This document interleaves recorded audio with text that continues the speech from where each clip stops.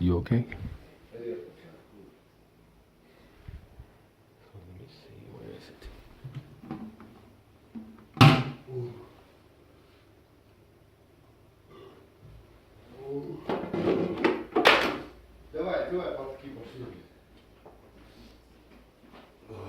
You okay, Alex? Of course. Okay. Yeah, I try to this. Read. Wipe. Vaping. No more vaping for you, huh? Yeah, man. No more. Cigarette, yeah. But this is a shit. This is a shit. Anyway. Roman. Hello. Oh, brother. Hello, brother.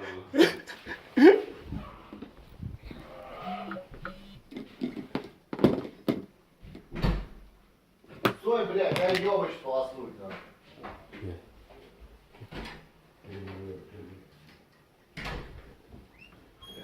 So they're used to in their culture going to the bathroom together. In their culture, yeah, they're used to that. So these are all Russians, ethnically Russians, but they live in Latvia. I have good relations with them, but I can't have good relations with the Muslim. The Muslim, this room is provided by a Russian who is in rank. He is over all of them, and he flies in and out. He travels, business with construction. And that Russian is an Ahmadi. He's a Ghulam Mirza Ahmadiyya, which called Qadiani. He's an Ahmadi. And Imam Mansour told him to let me have a place to stay because the rest of the Muslims in Iceland had put me out on the street. Yeah, they put me in the street out and stuff. So this is burritos. I can't. Some kind of weird burritos. I can't eat it.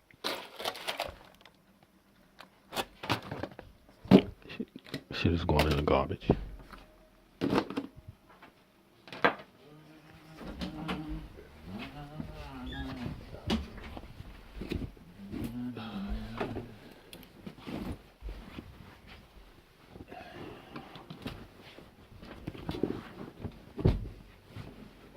Ну. Что? Откуда у меня ножик?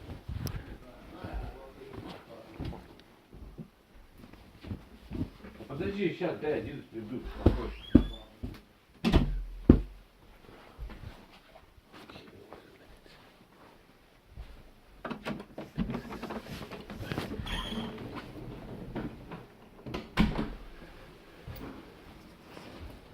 So all of those clothes are dirty clothes. I gotta take them somewhere bigger than the bathroom, and I gotta wash them. All those are dirty clothes. So I live with these people with no problem. The Russians are very, very cool people out of Russia. Very cool. If you marry the women, you got a real woman out. If you can get the women, oh man.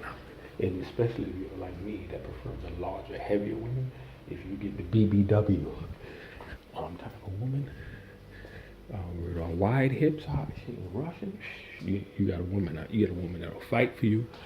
You got a woman that kick the ass. You got a woman, woman ain't no joke. Imitation of Samsung, they call it. Samsung. You got a woman. See, this also belongs to the muscular Russian brother.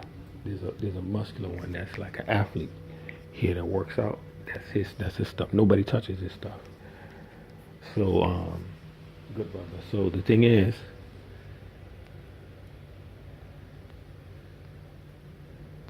so that being said, the sister who's in the Gulf state, who says she's a Salafi, but she doesn't practice everything. She's in the Middle East. She said that she gave me the inclination that she had interest. I definitely have interest in her, and she's originally from New York. She's from the same state that I am, but not the same area, but New York State. And I thought I was being direct, and my interest is peaking up and peaking and peaking and peaking in her. And then I'm trying to ask for her son, because I asked her properly without beating around the bush. who would be her Willie. And then she belted out one time, even before that question, okay, stop saying my husband, stop saying, I guess you gather right now that I'm not married. Stop saying, like that. So the thing is, like that, so that means available. And then the Wali, then she said, would be my son. And then then the last thing I said, I hereby, after a while, Bismillah, and I started with the Bismillah Rahman Rahim, which the Prophet ﷺ said. The Prophet Muhammad said everything with Bismillah is barakah. It started with blessing. Everything with Bismillah is blessed. Word to word. Everything with Bismillah, with Basmala. So I started with it, and then I said, I hereby not propose, but I formally ask for permission to be able to speak with your son, to have contact, because she's in her late 50s, almost 60 years old, to have contact with your son. And she said, Inshallah. Yes, and she put a flower, meaning the interest or her pleasure. But then the humor, the only thing is there's an unsecured email, as I didn't give her a password verbally for the through WhatsApp to open an email. I sent an unsecured email via Proton Mail to her with the specifications of the type of sister I was looking for, because she's also well connected to other Muslim sisters. Now this woman is not talking to me at all. The communication completely stopped. What I'm alluding to is some sort of conspiracy going on, using my communications between other people, reaching out and trying to get help to try to stop me from getting married. That I can't get married, that I can't have the type of woman who really is chaste, meaning like down here, is down up in the nether regions, down here, who's not loose down there, who's not spreading down there with other people, all over the place, you don't know what it is, and what, there's something funny going on. And this funny business that's going on is unconstitutional. It is inhumane by Western intelligence, by Western democratic standards. It is completely unprecedented. It is off the charts, man. This will vindicate Edward Snowden. This will vindicate Julian. First of all, it will vindicate Edward Snowden. Second of all, Julian Assange. As a byproduct, he will benefit from this, Julian Assange. Third, Russia will too. Then third, Kim.com will also benefit once my case hits the public, it hits the fan. Yeah. See, but you want to extrude it in such a manner. You don't want to do it to where they try to force me to become a martyr. To be getting abused by the police, force you to go into overstay.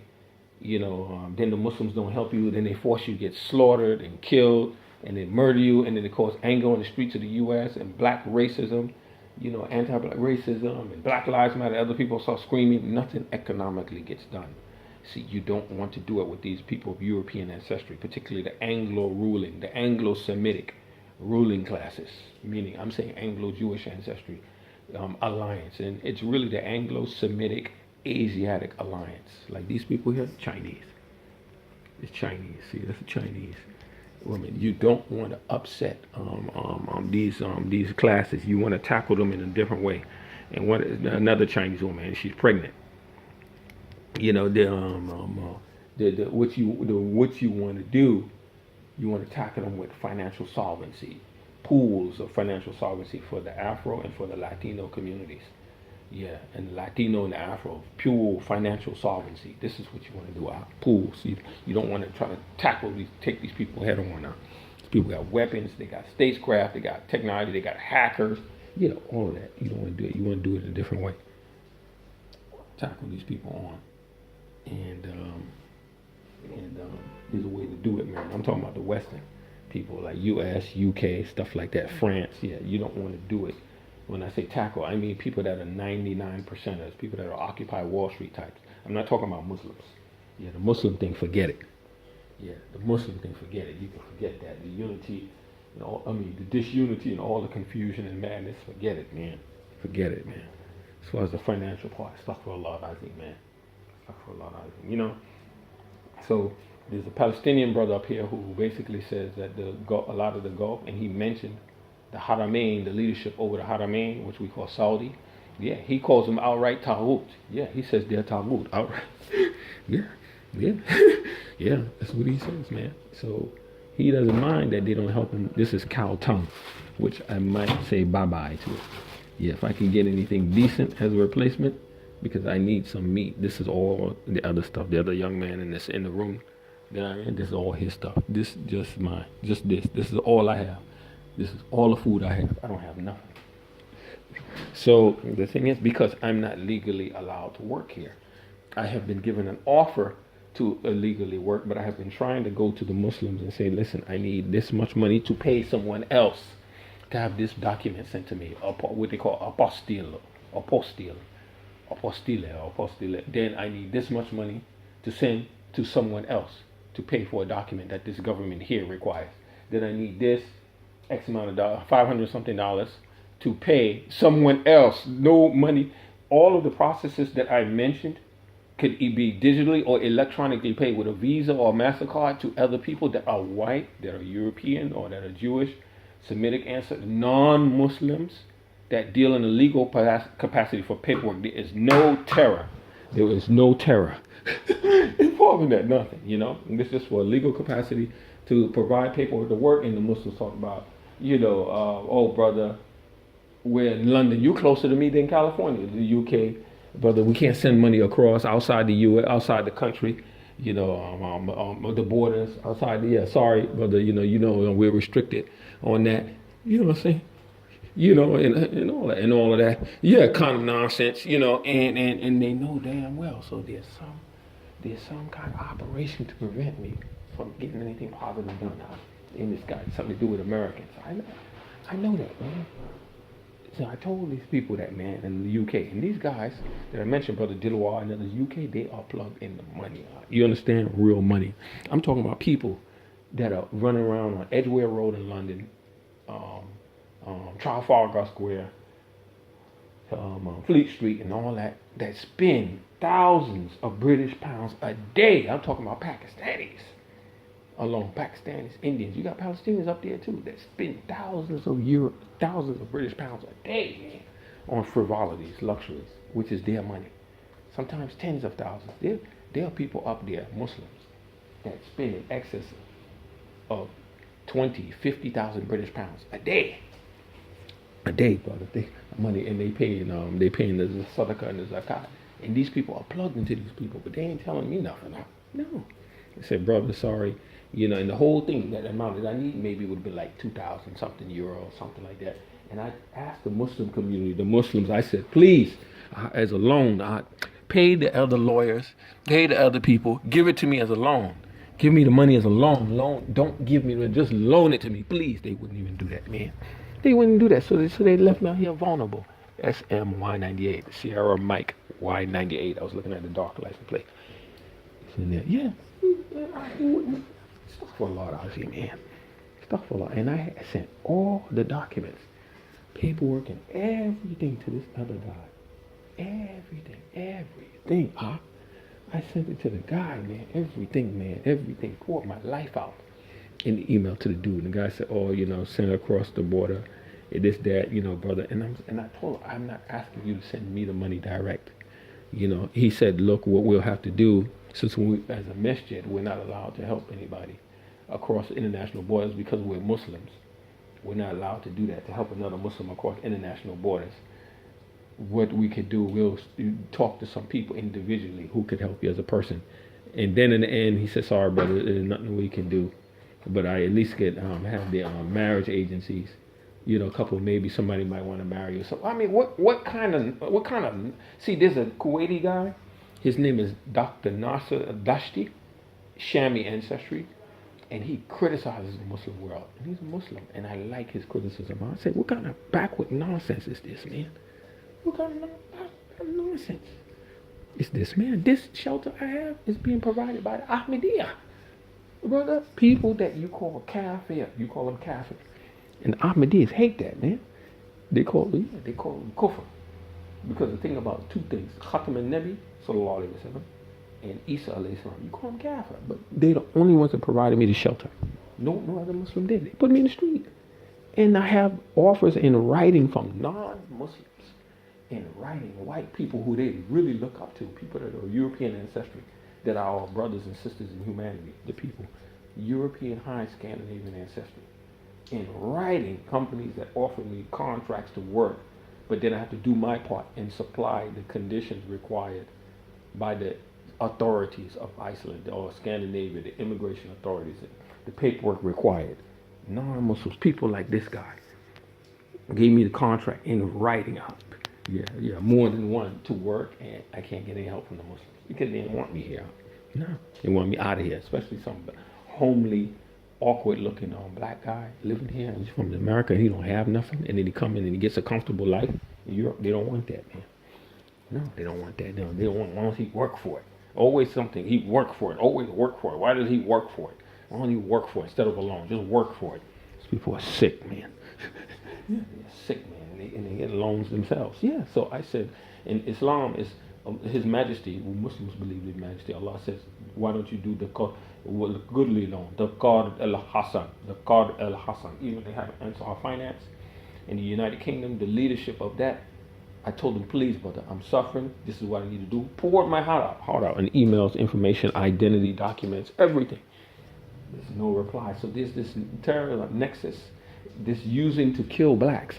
Yeah, they trying to destroy blacks so that you can't be on par, so that you won't be on parity with these people. Yeah, this is what they're trying to do. And these suckers, yeah, some of these ethnic suckers, some of them are in cahoots with the program. With it. Yeah, man. Like this guy, I don't know if he's Indian, Pakistani, or whatever, but some of them suckers is connected with it. Yeah, man. With the what you would call like white or Euro supremacy. Some of them are connected with it. They support it. They look up and they end up marrying. They give up, their women. They spread their thighs. Easy for these people. All kind of stuff, man. Wallahi, I'm fasting now. Yeah, these suckers, man. They're doing what I'm doing it. Yeah, man. Even down in Southeast Asia and all that, spread them things up quick for these people, man. Even if he ain't Muslim, they say, okay, put on taghiya. It's called a taghiya now. Put on a sunkor, a kufi, a sunkor. Just tell my parents, tell my people, you ready to convert. But the guy never really converts. Yeah. Come on, man. And you get the woman there, and get the girl, get the virgin, get everything. What I get? Homelessness out. Yeah. In the street, and I've been deaning and putting my head on sajda. On the ground, crying sometimes for almost 30 years. 30 years, 30, like 27 years, 28.